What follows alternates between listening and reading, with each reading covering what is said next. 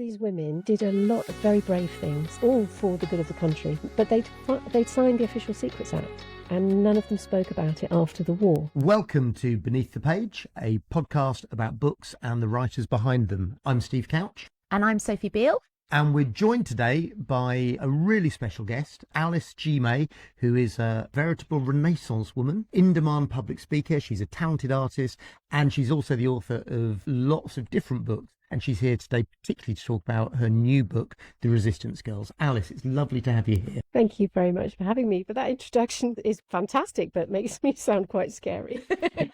I'm scared of myself, Steve. Not at all. We're friends with Alice. She's not remotely scary, and she threatened me if I didn't say that.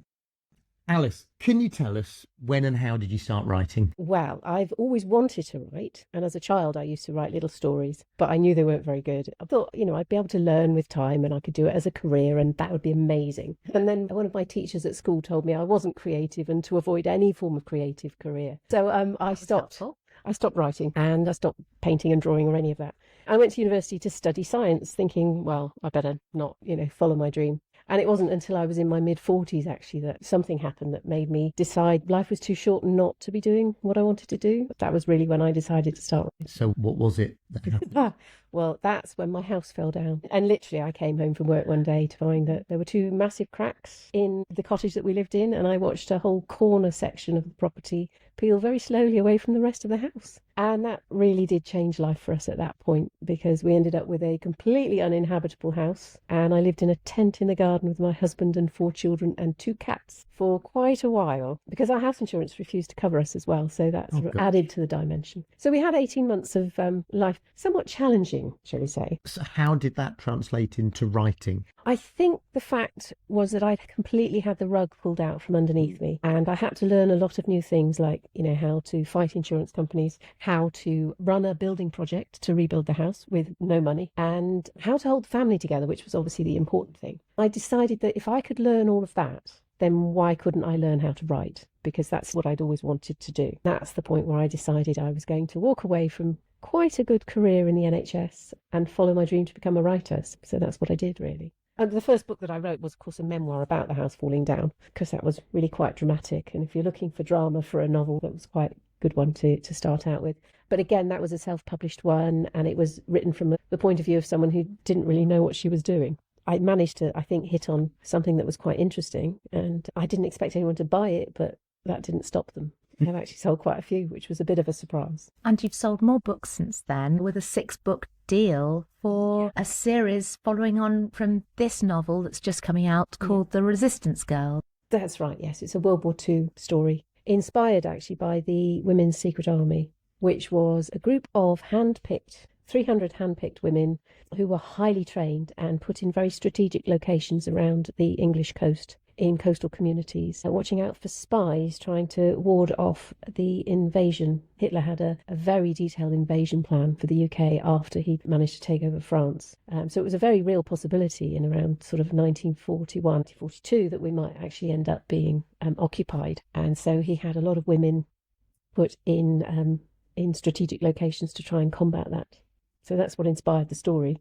It's it's going to be a 4-book series with another 2 as a spin-off, hopefully. It's brilliant. Amazing, actually. It's great fun. It's great for me, because I can say I know somebody with a 6-book deal. What about this story grabbed you? The Resistance Girls. Yes. These women did a lot of very brave things, all for the good of the country, but they'd signed the Official Secrets Act, and none of them spoke about it after the war. So a lot of what they did has gone unrecorded, and I always hate anything that leaves women without a voice. And when I came across this story completely by chance, I'd gone for a walk at Highcliffe Castle and tripped over something. I trip over a lot of things, but this actually turned out to be a World War II relic that comes out of the ground. I think it's a metal aerial connection point. And so I'd gone home and Googled it because I'm nosy. I thought, what is that? And then I ended up going down this rabbit hole of research. And as I understand it, it was a network of bunkers. Yes. Now, one of the questions I want to know particularly is, did they get the landowners' permission for all these bunkers, or was it so secret they did it without? I have no idea at that point, I'm afraid. I mean, Special Ops had a massive network that they put underground, particularly in the New Forest and around onto the east coast of England as well. And sometimes they were just caches of weapons, and sometimes they were actually whole bunkers, and sometimes they were actually there to actually keep troops underground as well, so that they could obviously harry any occupiers with sabotage and whatnot. But as to whether they went through legal process, I don't know. I think in a time of war, I think the War Office were able to just do what they felt was necessary. Can you tell us a bit about the research and what that involved? The research is quite dangerous because how long is a piece of string? And actually, I do have to be really careful not to end up getting too specific. The story itself has to hang together as a story, but equally, it is set within a real time in history. So I have to be careful to get the history correct. And that is quite difficult because your sources can be contradictory, and particularly in relation to the women's roles. So I do try to find that I've got at least two sources that say the same thing before I will put that in as a sort of a fact. But then equally, as I say, it is fiction. So is it Mark Twain who says that you shouldn't let fact get in the way of a good story? Yeah. I don't remember the quote exactly, but very much it's about getting the balance right between obviously the reality and writing a story that your reader is then going to connect with. What was the most fascinating thing that you came across in that research? What was the thing that was most likely to pull you under in that way? I think it was the women that were actually in the bunkers, and part of me feels very strongly that we should know what they did because we owe them a lot. I'm not suggesting that what the men did wasn't brave as well, because it absolutely was. These women kind of got brushed aside, and very much because there was no invasion. I think a lot of them felt that their contribution wasn't as important, but actually I think what they did stopped the invasion. We shouldn't be forgetting what they contributed as well, alongside obviously the immense bravery of the male troops. So was it the case that the stuff that the men did wasn't all just wiped away afterwards? Do we know more about? Yes, we do. We definitely do. And the Special Operations Executive was very much initially set up for training male operatives. And at the start of the war, the attitude to women was very much, and it was quite a chivalrous attitude that the men were there to defend us, and therefore we should be basically keeping our place, and women had no role, certainly in active combat. And when these women were given the opportunity, they did have to fight to be able to actually have their own training. In the book, you've got 6 main women characters who meet when they're having their training. Are they based on real women, or are they entirely a fictional construct? The actual women, the team, are a fictional construct. They kind of arrived as part of the story. I often find that characters just come out of the woodwork, and sometimes it's, oh, hello, I didn't know you were in the story, but you are, and you're a great character, so what can I do with you now? What I really wanted to get across was this concept of women lifting each other up. Yeah. Very definitely working together as a team. I loved the relationship between Ren, the main character, and Lexi. There's an arc to their journey. Yes, they don't like each other to start with, do they? Yes, and it's kind of where they go from that. Because if you're working in close confines, particularly underground in a bunker, you can't not get on with someone. So. And one of the things I'm looking forward to with the rest of the series is seeing how those main 6 interplay in one another's stories, because the first book is very much Ren's story. Yes, it is. But I don't want to plot spoil, but we've already said Lexi has a part and others have a part to play, and I'm sure we'll see Ren cropping up elsewhere and so on. It's quite a complicated little interplay between all of them, actually. It's been so much fun. I was going to say, that must have been fun. Tell us a bit about Ren. At the start of the book, she's been squeezed into this role that's expected of women at that time, particularly at the beginning, early years of the war. She's rebelling against that, really. And obviously the war's a bad thing, and people are dying, and it's really horrible, but there are opportunities to be had. And I think, if you're the sort of person with any sort of spark, you get an opportunity and you run with it, and that's basically what she does. But it comes completely out of the blue, and she certainly wasn't expecting it. We both particularly liked the way it reflected the sudden mix of classes and backgrounds. My grandparents told me about the Blitz spirit and how everybody in the street, regardless of how rich or poor they were, came together to help each other. People had to pull together, and you got people from all walks of life. And so Ren is obviously from a fairly affluent family, and she's aware that she hasn't had to worry about money and that sort of side of things, but she's missed out on female friendship and very much missed out on any form of self-confidence. But then when she gets thrown together with the others, she starts to learn from them, and they start to learn from her. Interesting to watch the dynamic, I think, unfold that way. I'm looking forward to the next novels. So we've touched on this already, but throughout the book, the women are underestimated and they use this to their advantage. They absolutely do, yes. The general attitude at the time was that women weren't that bright. And they couldn't be expected to do anything terribly complicated. And therefore, if you had someone in a relatively lowly position within, my ladies are in the ATS, they would be doing practical things like secretarial work and answering telephones. And some of them would be cooking and cleaning to support sites. But whilst they're doing that, we've got eyes and ears. We see things, we hear things. And say, for example, that the invasion did actually happen. What was anticipated was that the invading troops would start to use some of the British institutions, because you'd have your communications all set up there, you'd have your transport set up, so they would continue to use those. They might actually keep some of the lowly ATS staff in position because they knew how to operate things. And whilst they were there, they would be able to actually spy on the invading force. And if they had access to radio communications, they could actually feed that back to operatives underground, and what times and places people might be moving. Its potential there is amazing. How much was Churchill actually involved in the idea of this? At the beginning of the war, he very much bought into this sort of chivalry. I think his wife was particularly instrumental in changing his opinion. And also one of the commanders that I based Major Stapleton on, she very much was in the same social sphere as Churchill, so that she did work on him in terms of bringing women into the special ops. And there was a lot of resistance from the upper brass, the senior wartime officials. Churchill was a brilliant man, don't get me wrong, but I think he didn't suffer fools gladly. But once he saw the potential the women could offer, he did get behind the scheme. Ultimately, we were in such a dire situation as a country, they were desperate to find ways that they could turn the tide in our favour. With the exception of Wren's dad, the male characters around her are generally sympathetic and supportive and not wanting to just shut her down as pointless little woman. But at the same time, you wouldn't describe either of them as ideal feminists. Not necessarily allies, no. But they certainly weren't anti-women in any way. Yes, but Wren still gets frustrated with those men and the desire to protect her rather than to let her. Absolutely, yes. And her brother always teases her about her attitude towards women's rights and things like that. But it's done with kindness. I mean, he's just teasing her. But actually, I think it must be very, very frustrating to have the fellas around you still genuinely trying to keep you in your box. And as you say, to some extent, the men are a product of their age. Yes. And we can't judge them by modern day. No, we absolutely shouldn't. But equally, I hope that there were men around then at the time that also realised that women had strengths that weren't necessarily being tapped into. Does your book have something to say to the attitudes towards women today? Yes, but also equally this whole concept that we are stronger together than we are apart.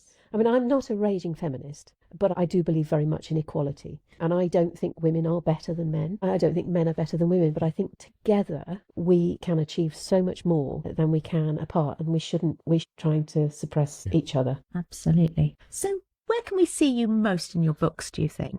Real Alice G. May. I like to think that in the books show how important I feel that family is. Certainly in my contemporary women's fiction, The Midlife Trials of Annabeth Hope, there's a family dynamic there. There's a woman about my age in her early 50s, but she's running quite a complicated family, 4 children, 3 stepchildren.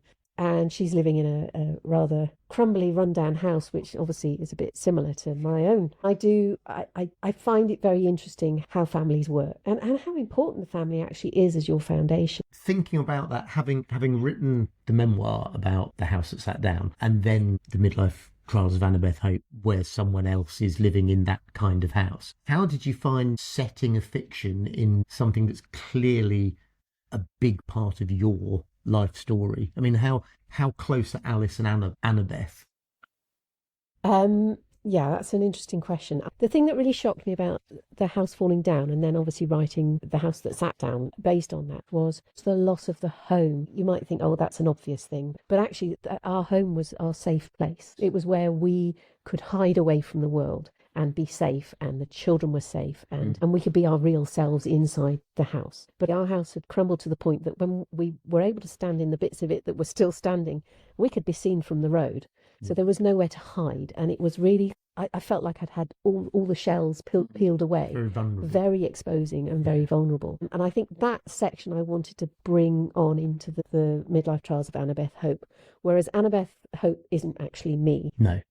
She is a woman dealing with some of the challenges that I had dealt with. So it's an inspiration, but it's not this is me. Whereas I do actually feel, because I've done a lot of speaking about the House That Sat Down, I've been to a lot of women's groups in particular, the WI, the Towns Women's Guild. And the thing that comes back to me with all of the feedback that I've had on that and all of the fabulous comments from women who've read the book is that there are so many of us working incredibly hard, quietly, to hold life together for a lot of people. And we're dealing with a lot of things, and we're not necessarily looking after ourselves while we're doing it. And I think it's really, really important that we give ourselves time to make sure that we're all right as well. And I kind of wanted to get that across in the midlife trials of Annabeth Hope as well. Seems to be putting so much into supporting her children, which is important, of course. Yes. But if she crumbles, what's going to happen to the children then? But it's still quite a positive book, I think. It's not a depressing doom and gloom. It is a very positive book. I've read two of your books. I've read that and I've read the new one, and both make me want to keep on reading. I was going to say they're an easy read, and I don't mean that in a derogatory No, not way. at all. They're great reads. Thank you. So almost all of Annabeth Hope's midlife trials resonated with me. So it wasn't just a woman struggling to keep everything together, but I too have been a doctor who, if I'd been on the ground floor, would have liked to have escaped. That's my male character. He's a GP that leaps out of a window. Because he's struggling with a legal crisis, isn't he? Yes, very much so. I spent 20 years working for the NHS as a GP practice manager, and I used to spend a lot of time supporting GPs that were having medical legal issues. And that makes them sound like they're bad doctors. They weren't bad doctors at all. No. These situations crop up and they come out of the blue, and it is really scary. And of course it completely knocks them out at the knees, because all they want to do is look after their patients. And they're not trying to cause any problems, but things do happen. Yes, I remember when I passed 21 years since I'd left medicine, breathing a sigh of relief, because I was very unlikely to be sued because of the timings. Yes, and actually I think the anxiety is so deep with that job that, well, I know doctors now that haven't practiced for years, but they still wake up at 4 o'clock in the morning panicking suddenly that they've forgotten somebody's results, or they haven't made a phone call, or they haven't. Yes. And the thing is, the load on doctors these days is so heavy, Enormous. and the system is so broken that actually I'm amazed that anyone stays sane while they're working. And that's one of the things I wanted to get across with Rick's story with the midlife trial. Which I really appreciated you doing that, because I've not seen it in fiction. But there's this concept, though, isn't there, that I call it the Dr. Kildare thing, where doctors are supposed to be heroes. They're supposed to get everything right. You're supposed to rock up. The bad ones are really terrible. There are only really terrible doctors and really good ones, aren't there? And yet, really, everyone's just trying to do their best, aren't they? Yes. And actually, you can't get everything right. But there still needs to be accountability. Yes, so it's really getting the balance difficult. right, isn't it? Realistic. Talking of Dr. Rick, one of the things that struck me reading the midlife trials of Annabeth Hope was you've got some chapters from Annabeth's perspective, some from Rick's, and you jump between the two. Did you find it more difficult writing from a male character's perspective? Were you aware of the difference? Yes, I did want to flip that dual point of view, although it is quite challenging to do. It's actually a lot easier to write a book from first person all the way through in the chronological order. But actually, dual point of view was quite fun as well, because you were able to bring a little bit of humour into it, because you can see people misunderstanding each other, which is great fun. Yes, it was. But writing from the male perspective, I had to be really careful not to make him sound like a woman. Because if you're inside his head, and even just with his dialogue as well, it's getting his dialogue right so that it sounds like a man would say it. And actually, that's quite easy, because I give it to my husband and say, what do you think? He's very good, actually. And also, he's a doctor, so it was quite interesting to get his medical perspective on it as well, particularly from the point of view of the malpractice suit, talking about, well, if a doctor did this and that happened, would that be realistic? I wanted to make sure I got the medicine right. He has been incredibly helpful from that side of things. But taking that a little bit further, actually, again with the dialogue, I had to work really hard to get the children's dialogue right. Yes. Because there's teenagers. Difficult. Yeah, I mean, the little 3-year-old I found easier, because I have a 3-year-old granddaughter, so I was able to literally quote certain things that she said. It was the teenagers. But I was working as a school librarian at the time that I wrote a lot of that. And when you're a school librarian, you get ignored by the teenagers in the school library a lot. So they don't realise you're there, and they talk about all sorts of things. So we're getting back to the women during the war. Yes, and a little bit about being in a role that's overlooked. So yeah, you're there shelving books and things, and of course the teenagers they don't notice, and you're not actually listening in, but certain phrases and things that they said to their parents, and where they had an argument, or she said this and I said that, and it just was really funny. Well, you know what Anne Lamott says: if people didn't want to be in your book, they should have behaved better. I like that. But of course, you've got to be really careful not to make them recognisable, haven't you? Otherwise, they can sue you. We mentioned at the beginning all the different things you do, and you've written books on teaching people how to draw. You've written your memoir. You've written contemporary women's fiction and now historical fiction. Do you find it difficult switching gears between all those things, or is it the same? Didn't even mention you paint as well. I do. Do you find it's a different creative experience, painting and writing? Yes, very much so. Writing is my career now. Right. And certainly with this 6-book deal, it's quite intense, the writing. Yes. I think I was saying before, wasn't it? It's a bit like having a full-time job with overtime. I love it, but I need downtime. Right. And that's where the painting comes in.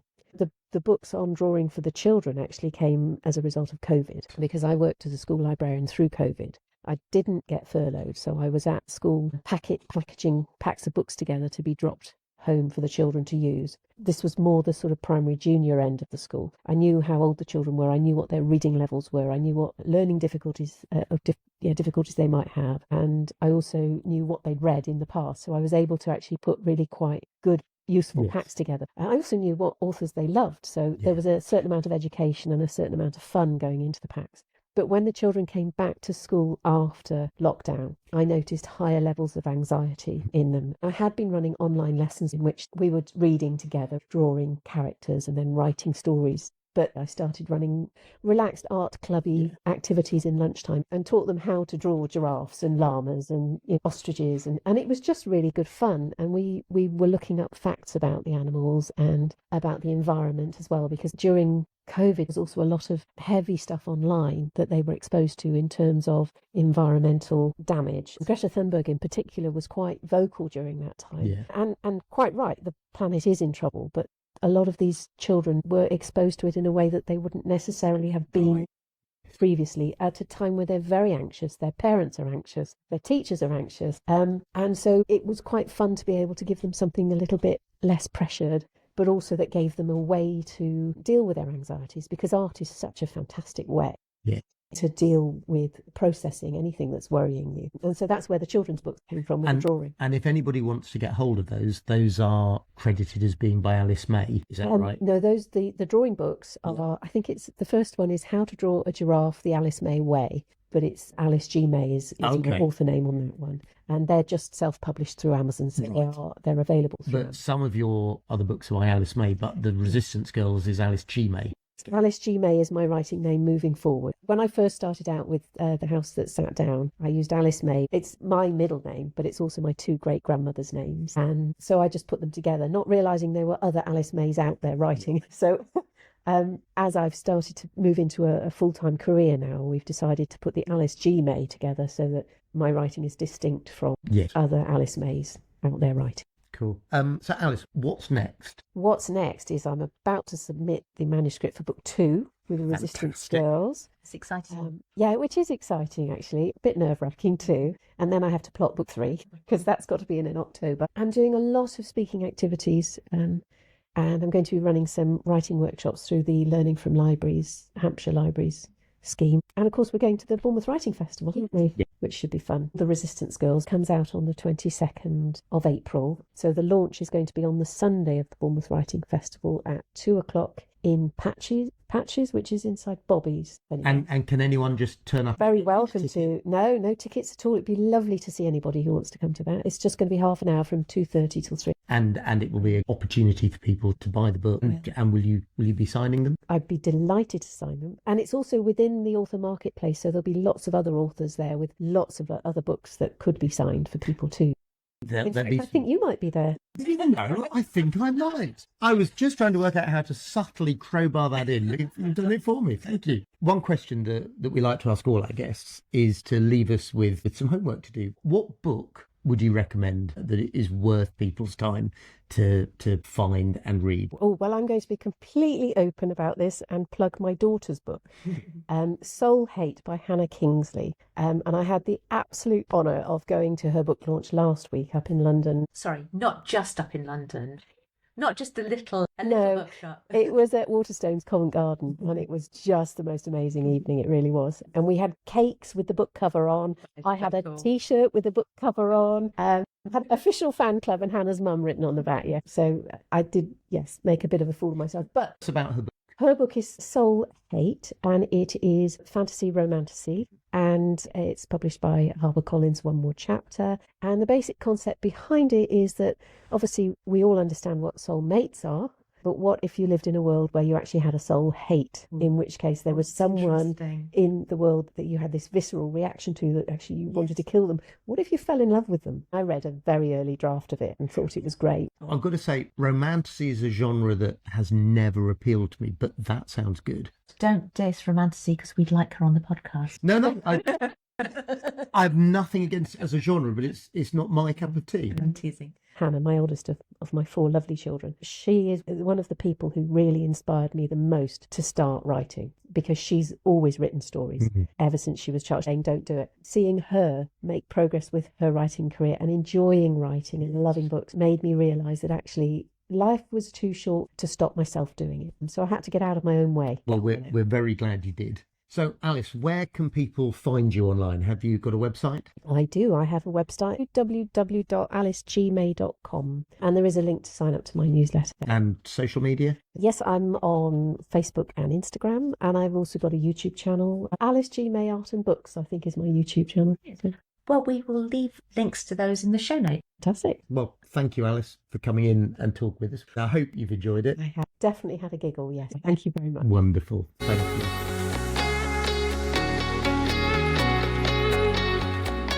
I think her series is going to do really well. I certainly hope so. It deserves to. The first book is a fabulous read. I just tore through it almost in one sitting. All the links are in the show notes. Next week, we've got a very special guest for me, Sue Barrow, my first author at Cadence.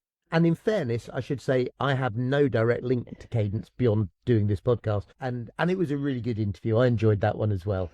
Despite not having the emotional connection that you did. If you want to hear more from us, please subscribe on whichever platform you're listening to now. If you wanted to give us a review, that would be absolutely fantastic. If you don't want to put any comments down, just doing a starred review will all help other people to discover the podcast and to hear these brilliant authors that we're talking to. Thank you, and we'll see you next time. Bye.